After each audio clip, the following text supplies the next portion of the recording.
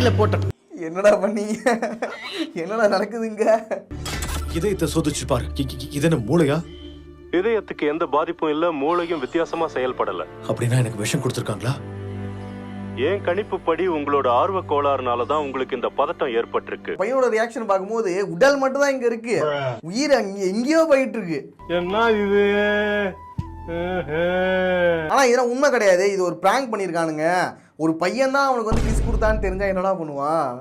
போங்கடா, கடுப்பேத்தாங்கடா, போங்கடா. அவன் மனசு எவ்வளவு பாடுபடும்.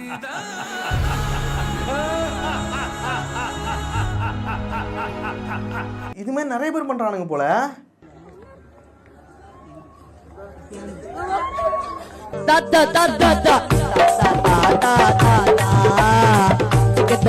இது கேரளா சைட்ல தான் அதிகமா பண்றானுங்க போல. யார் நம்பர்னே தெரியலனா? யார் நம்பர்னே தெரியல. ட்ரூ காலர்ல